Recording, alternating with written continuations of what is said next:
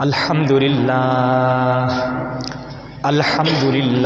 نحمدہ ونستعینہ ونستغفرہ ونؤمن بہ ونتوکل علیہ ونعوذ باللہ من شرور انفسنا ومن سیئات اعمالنا من يهده الله فلا مضل له ومن يضلله فلا هادي له ونشهد أن لا إله إلا الله وحده لا شريك له ونشهد أن سيدنا وسندنا وحبيبنا وشفيعنا ومحبوبنا محمدا عبده ورسوله أما بعد فأعوذ بالله من الشيطان الرجيم بسم الله الرحمن الرحيم وما هذه الحياة الدنيا إلا لهو ولعب وإن الدار الآخرة لهي الحيوان لو كانوا يعلمون صدق الله العظيم۔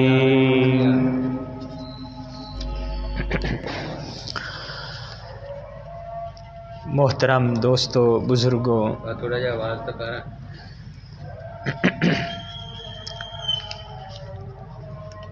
آپ حضرات کے سامنے قرآن مجید کی ایک آیت تلاوت کی ہے۔ اس آیت کریمہ میں اللہ تعالی دونوں جہانوں کو ذکر فرما رہے ہیں۔ عالم دنیا کو بھی ذکر فرمایا اور عالم آخرت کو بھی ذکر فرمایا ہے۔ عالم دنیا کا ذکر اس لیے فرمایا کہ ہم اس دنیا میں آباد ہیں، تو ہمارے فرائض بتلانے کے لیے اللہ تعالی نے اس جہان کا، دنیا کا ذکر فرمایا۔ اس لیے ذکر نہیں فرمایا دنیا کا کہ دنیا پر ایمان لاؤ،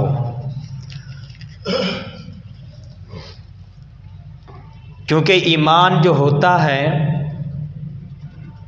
وہ غیبی چیزوں پر لایا جاتا ہے۔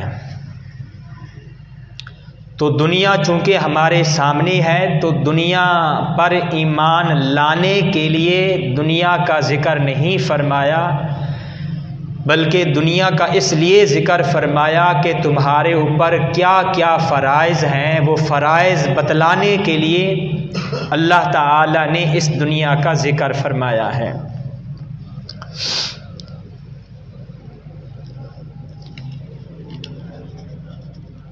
ایمان جو ہوتا ہے یہ غیبی چیزوں پر لایا جاتا ہے۔ انبیاء علیہم الصلاۃ والسلام دنیا میں آ کر خبریں دیا کرتے تھے، ان خبروں پر ایمان لانا یہ ایمان کہلاتا ہے۔ ان خبروں کو ماننا، انبیاء نے جو خبریں دیں ان خبروں کو ماننا، ان پر اعتماد کر کے اس کو ایمان کہتے ہیں۔ آنکھ سے دیکھ کر، عقل سے محسوس کر کے مان لینا، اس کو ایمان نہیں کہتے۔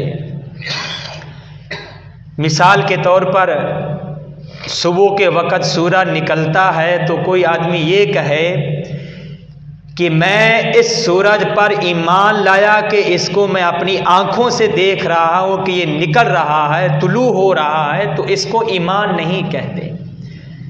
یہ محسوسات میں سے ہے، ہر آدمی کو پتہ، یہ مسلمان ہو غیر مسلم ہو، ہر آدمی یہ اس کو جانتا ہے۔ اور آخرت کا ذکر اس لیے فرمایا کہ اس پر تم ایمان لاؤ، کیونکہ وہ ہمارے سامنے موجود نہیں ہے، ہماری نظروں سے وہ اوجھل ہے، غائب ہے۔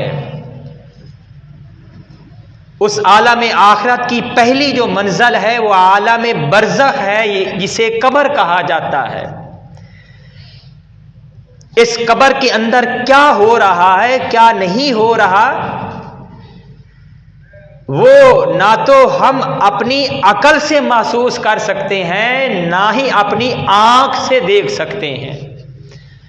ہاں، نبی آخر الزمان نے ہمیں بتایا کہ قبر کے اندر یہ ہوگا۔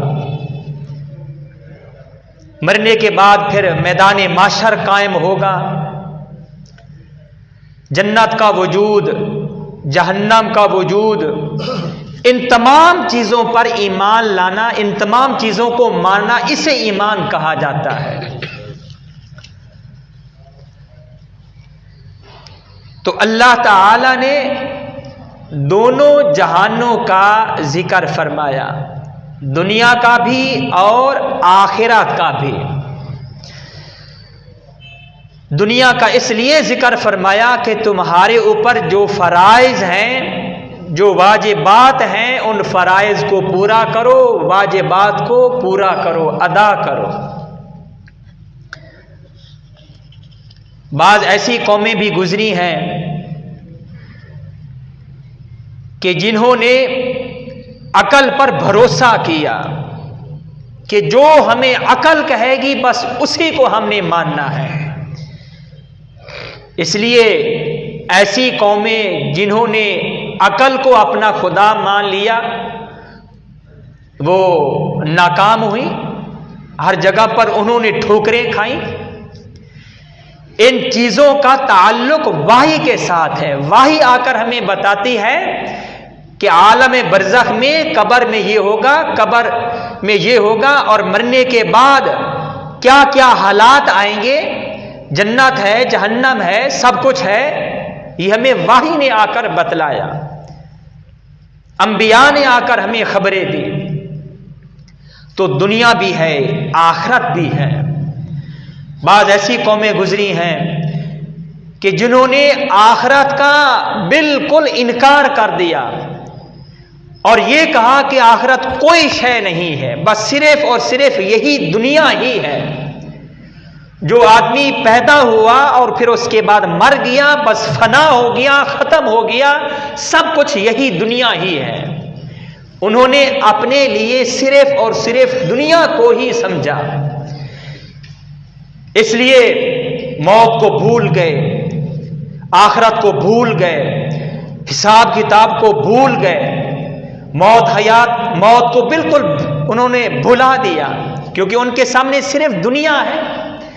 اس لیے انہوں نے یہ کہا کہ اسی دنیا میں رہ کر جو کچھ کر سکتے ہو کر لو، عیش اڑاؤ، مزے کرو، کھاؤ پیو، کیونکہ مرنے کے بعد کچھ بھی نہیں ہے، آخرت ہے ہی نہیں۔ تو تمدن میں انہوں نے غلو برپا کر دیا۔ اور ایسی قومیں بھی گزری کہ جن کا نظریہ یہ تھا کہ دنیا صرف ایک راستہ ہے، راہ گزر ہے، اصل صرف اور صرف آخرت ہے۔ اس لیے جتنا زیادہ اس دنیا میں تم اپنے آپ کو تکلیف میں ڈالو گے، اذیت میں ڈالو گے، اتنا زیادہ تمہاری آخرت سنورے گی، سجے گی۔ اس لیے وہ لوگ جنہوں نے صرف اور صرف آخرت کو سمجھا کہ مقصد اور منزل صرف آخرت ہے، یہ دنیا صرف راستہ ہے، انہوں نے کھانا پینا چھوڑ دیا، کمانا چھوڑ دیا، نہ ان کے پاس کوئی بیوی، نہ ان کے پاس کوئی گھر، نہ وہ کماتے تھے، بس گھر سے نکلتے تھے، باہر نکل جاتے تھے، نہ کوئی شادی ہوتی تھی، نہ کوئی بیاہ ہوتا تھا، کچھ بھی نہیں ہوتا تھا۔ مرد ہے یا عورت ہے، خصوصاً یہ عیسائیت مذہب جو ہے، اس میں اگر عورت گرجا گھر میں نن کہتے ہیں راہبہ کو، اگر وہ راہبہ بن کر گرجے میں جاتی تھی تو وہ اس کا یہ گویا کہ ایک نظریہ بن جاتا تھا کہ اب نہ تو شادی ہے، نہ مکان ہے، نہ گھر ہے، کچھ بھی نہیں ہے۔ اور اگر مرد جاتا تھا گرجے میں تو اس کا بھی یہی نظریہ ہوتا تھا، خصوصاً برما کے اندر جو ان کے یہ غالباً ان کو کہتے ہیں بخوسمیہ، اس طرح کا کوئی الفاظ ہے کہ ایک چادر اوپر اور ایک چادر نیچے ہوتی تھی اور باہر نکل جاتے تھے۔ صبح کو گھروں میں کھانا پکتا تھا تو سب سے پہلے ان کے لیے ایک روٹی الگ بنا کر رکھ دی جاتی تھی کہ جب وہ یہاں سے گزریں گے ان کو وہ روٹی دے دی جائے گی۔ رہبانیت جسے کہا جاتا ہے۔ تو ایک ایسی قوم تھی جن کا یہ نظریہ تھا کہ صرف اور صرف آخرت ہے۔ دین اسلام آیا اور اس نے آ کر یہ ہمیں بتایا کہ دیکھو دونوں جہان ہیں، دنیا بھی برابر کا جہان ہے، آخرت بھی برابر کا جہان ہے۔ اس لیے حدیث میں آتا ہے الدنیا مزرعۃ الآخرہ، کہ دنیا جو ہے یہ آخرت کی کھیتی ہے۔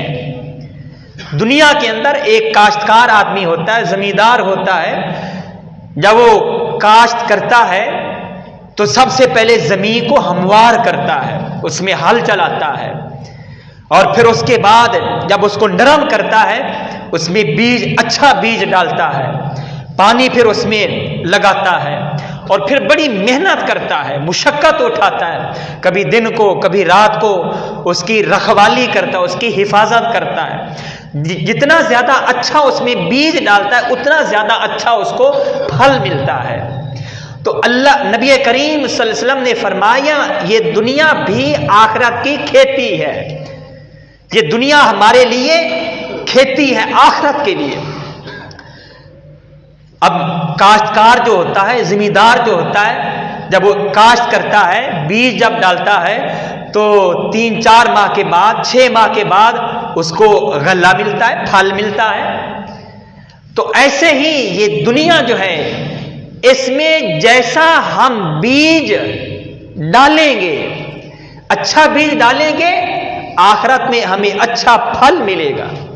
اگر برا بیج ڈالیں گے تو آخرت میں پھر ہمیں اس کا پھل بھی برا ملے گا۔ اس لیے ہمیں یہ کہا جا رہا ہے کہ دنیا آخرت کی کھیتی ہے، جو اس میں تم بیج ڈالو گے کل آخرت میں وہی تم حاصل کرو گے۔ تو یہ دنیا آخرت تک پہنچنے کے لیے ذریعہ ہے، وسیلہ ہے۔ اور آخرت کیا ہے؟ جنت ہے، جہنم ہے، میدان محشر ہے، قبر ہے، قبر میں سوالات ہونی ہیں، سب کو یہ آخرت ہے۔ اس کی پہلی منزل، آخرت کی پہلی منزل قبر سے شروع ہو رہی ہے۔ تو دنیا بھی برابر کا جہان ہے، آخرت بھی برابر کا جہان ہے۔ اس لیے ہمیں یہ کہا جا رہا ہے، حدیث میں آتا ہے کہ الدنیا خلقت لکم، دنیا تمہارے لیے پیدا کی گئی، وَإِنَّكُمْ خُلِقْتُمْ لِلْآخِرَةِ، اور تم آخرت کے لیے پیدا کیے گئے ہو۔ تو یہ دنیا آخرت کا ذریعہ ہے، وسیلہ ہے۔ اس لیے ہمیں دنیا بھی کمانی ہے، آخرت بھی کمانی ہے، لیکن دنیا کیسے کمانی ہے، دنیا میں کیسے رہنا ہے، یہ بھی ہمیں دین اسلام نے بتایا۔ دنیا کمانی ہے کہ تمہاری نیت صاف ہو۔ جب دنیا مل جائے، مال جب مل جائے، دولت جب مل جائے، پھر اس کے بعد ہمیں شریعت نے یہ بتایا کہ اس کو خرچ کہاں کہاں پر کرنا ہے، اس کا جائز مصرف کیا ہے، ہمیں اسلام نے، شریعت نے وہ بھی بتا دیا۔ اس لیے دنیا حاصل کریں گے حلال طریقے سے اور صحیح نیت کے ساتھ۔ حدیث شریف میں آتا ہے یہ دنیا میں رہ کر تجارت کرنا، اللہ کے نبی نے فرمایا التاجر الصدوق الامین مع النبیین والصدیقین والشہداء والصالحین۔ آپ نے فرمایا وہ تاجر آدمی جس میں صداقت پائی جائے، تجارت کرتے وقت ہمیشہ سچ بولتا ہو، الامین امانت داری سے تجارت کرتا ہو، خیانت نہ کرتا ہو، دھوکہ نہ دیتا ہو۔ آپ نے فرمایا ایسا تاجر آدمی کل قیامت والے دن نبیوں کے ساتھ ہوگا، صدیقین کے ساتھ ہوگا، شہداء کے ساتھ ہوگا، نیک لوگوں کے ساتھ ہوگا۔ کتنی زیادہ اس کی یہ فضیلت ہے تجارت کرنے کی، جب صحیح نیت ہو اور سچائی ہو اور امانت داری ہو۔ ایک حدیث شریف میں اللہ کے نبی نے فرمایا غفر اللہ لرجل، اس آدمی کی اللہ تعالی بخشش فرمائے، مغفرت فرمائے۔ کس آدمی کی؟ سہلن، نرم دل ہو، اذا اشترا سہلن، جب مال خریدے نرمی کے ساتھ خریدے، وَإِذَا بَاعَ سَهْلًا، جب مال فروخت کرے بیچے تو اس وقت بھی نرمی کے ساتھ مال کو فروخت کرے۔ آپ نے فرمایا ایسے آدمی کی اللہ تعالیٰ بخشے فرمائے۔ نبی کریم صلی اللہ علیہ وسلم اس کو دعا دے رہے ہیں۔ لیکن آج یہ چیز ہماری مارکیٹ سے، ہمارے بازاروں سے بالکل غائب ہے۔ جب ہم چیز بیچیں گے یا خریدیں گے کوئی نرمی نہیں ہوتی، سختی ہوتی ہے۔ یہ چیز لینی ہے تو لو ورنہ چلے جاؤ۔ اس لیے میرے عزیزوں یہ ہمارے لیے احکامات ہیں، دنیا بھی حاصل کرنی ہے لیکن جائز طریقے سے، حلال طریقے سے، اور اس میں نیت صحیح ہو۔ کیا نیت ہو؟ کہ اس دنیا کے ذریعے سے ہم نے اللہ کو راضی کرنا ہے۔ ہزاروں ایسی عبادتیں ہیں، بہت ساری ایسی عبادتیں ہیں کہ جو بغیر مال و دولت کے ادا نہیں ہو سکتی ہیں۔ مثال کے طور پر زکوٰۃ، یہ اللہ کا حکم ہے، عبادت ہے، لیکن زکوٰۃ کب ادا کریں گے؟ جب پہلے مال ہو۔ اگر مال ہی نہیں ہے، دولت ہی نہیں ہے، تو پھر یہ جو اللہ کی عبادت ہے اس عبادت سے ہم محروم ہو گئے۔ اب دیکھیں یہ مال کوئی غلط چیز نہیں ہے، لیکن شرط وہی ہے کہ مال حاصل کیا جائے صحیح نیت کے ساتھ۔ نیت کیا ہو؟ اللہ کو راضی کرنا ہے۔ اللہ کے جو احکامات ہیں، جو فرائض ہیں، جو واجبات ہیں، صدقہ خیرات، یہ بھی مال پر موقوف ہے۔ مال ہمارے پاس ہوگا تو صدقہ خیرات کریں گے۔ حدیث شریف میں اللہ کے نبی نے فرمایا الید العلیا خیر من الید السفلی، کہ اوپر والا ہاتھ بہتر ہے نیچے والے ہاتھ سے۔ دینے والا جو ہاتھ ہوتا ہے وہ اوپر ہوتا ہے، لینے والا ہاتھ نیچے ہوتا ہے۔ آپ نے فرمایا کہ اوپر والا ہاتھ یہ بہتر ہے نیچے والے ہاتھ سے۔ تو اوپر والا ہاتھ کون سا ہوگا؟ جو دے گا۔ دے گا کب؟ جب اس کے پاس ہوگا، جب اس کے پاس مال و دولت ہوگی۔ بڑے بڑے صحابہ کرام مالدار تھے، ابو بکر صدیق رضی اللہ تعالیٰ عنہ اور جابر بن عبداللہ رضی اللہ تعالیٰ عنہ، اور ان کے بعد پھر تابعین، امام ابو حنیفہ رحمۃ اللہ علیہ کو دیکھ لیجئے کہ جن کی فقہ پر ہم عمل کر کے وہ چلتے ہیں مسائل پر۔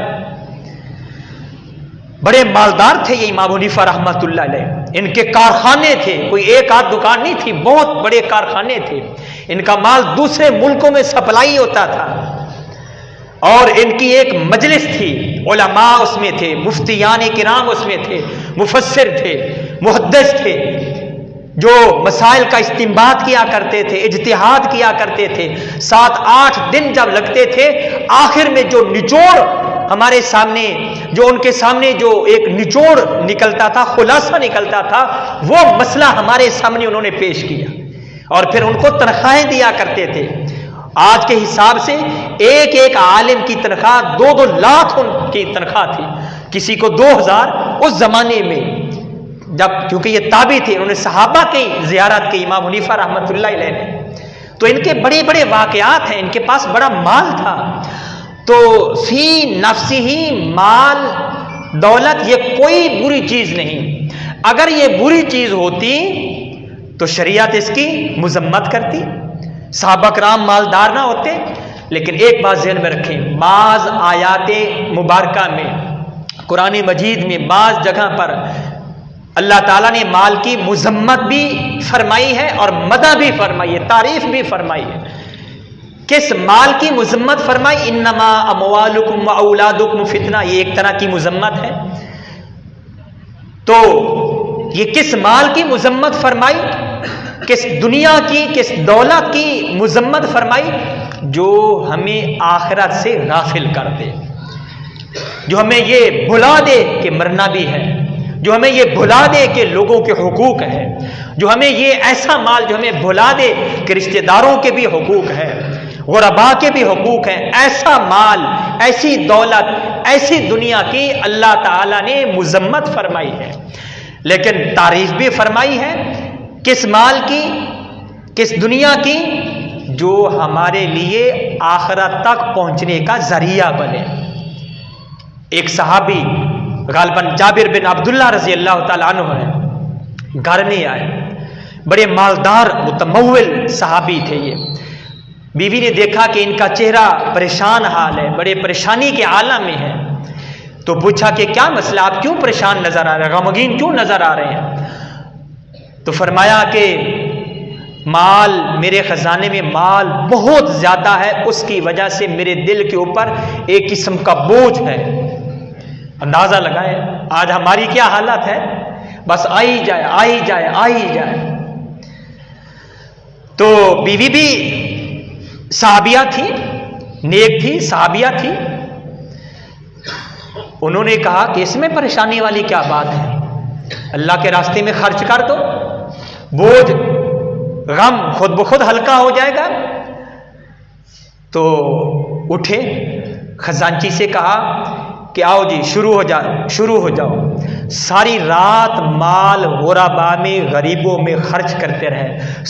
صبح جب حساب کتاب کیا گیا، 6 سے 7 لاکھ اس وقت 6 سے 7 لاکھ روپے، درہم، دینار جو بھی تھے وہ انہوں نے خرچ کر ڈالے تھے۔ صبح کے وقت آئے، بیوی کا شکریہ ادا کیا کہ اللہ کا شکر ہے اب میرے دل پر کوئی بوجھ نہیں ہے۔ تو یہ خرچ کب کریں گے؟ جب ہوگا۔ اس لیے جائز طریقے سے مال کماؤ۔ حدیث میں آتا ہے، اللہ کے نبی نے فرمایا کسب الحلال فریضۃ بعد الفریضۃ، حلال مال کا کمانا یہ فرض ہے ایک فرض کے بعد۔ جیسے نماز پڑھنا فرض ہے، روزہ رکھنا فرض ہے، ایسے ہی اللہ کے نبی نے فرمایا کہ حلال مال کا کمانا بھی یہ فرض ہے۔ بلکہ ایک حدیث میں آتا ہے، آپ نے فرمایا کہ زندگی ایسے گزارو کہ جب اس دنیا سے جاؤ تو پیچھے کچھ چھوڑ کر جاؤ، سامان اولاد کے لیے، بیوی بچوں کے لیے چھوڑ کر جاؤ۔ یہ بیوی بچوں کے لیے چھوڑ کر جانا یہ میرے ہاں اس بات سے زیادہ بہتر ہے کہ تم کچھ نہ چھوڑ کر جاؤ، کہ جب چھوڑ کر نہیں جاؤ گے تو پھر کل تمہاری جو اولاد ہے وہ بھیک مانگتی پھرے گی۔ اس لیے کسی کے سامنے ہاتھ مت پھیلاؤ۔ اللہ تعالیٰ نے تمہیں مانگنے والا بنا کر نہیں بھیجا، بلکہ دینے والا بنا کر بھیجا ہے، معطی بنا کر بھیجا کہ اللہ کے راستے میں تم دو، خرچ کرو، ایسے زندگی گزارو کہ اپنے ساتھ 10 20 25 آدمیوں کا بھی خرچ اٹھا کر خود اپنا بھی خرچہ اٹھاؤ۔ اس لیے کمانے کا کہا گیا، کسب الفریضۃ، کسب الحلال فریضۃ بعد الفریضہ۔ تو دنیا یہ کوئی یہ مذمت والی چیز نہیں ہے، اس سے ہمیں روکا نہیں کیا گیا۔ بلکہ ایک حدیث یاد آئی، حدیث میں آتا ہے نبی کریم صلی اللہ علیہ وسلم نے فرمایا ان اللہ یحب، اللہ تعالیٰ یہ پسند کرتے ہیں، ایسے بندے کو پسند فرماتے ہیں، ان یرا اثر نعمتہ علی عبدہ، اللہ تعالیٰ کو یہ بات پسند ہے کہ اللہ تعالیٰ جب اپنے کسی بندے کو مال و دولت دے تو اللہ کو یہ پسند ہے کہ اس کے اوپر اس مال و دولت کا اثر بھی دکھائی دے. اچھا کھاتا ہو، اچھا پیتا ہو، اچھا پہنتا ہو، لباس ڈھنگ کا ہو، جوتا ڈھنگ کا ہو، یہ ساری چیزیں، اور اس کے ساتھ ساتھ جمال بھی ہو، خوبصورتی بھی ہو، خرچ بھی کرتا ہو، لباس اچھا ہو، خوبصورتی والا لباس ہو.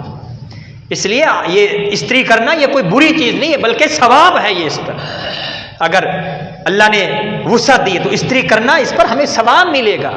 یہ میں حدیث کا آپ کو نچوڑ بتا رہا ہوں، یہی حدیث ہے. اللہ تعالیٰ ہمارے اوپر وہ اثر دیکھنا چاہتے ہیں، اور یہ بات اللہ کو پسند ہے کہ اللہ کو وہ چیز نظر بھی آئے.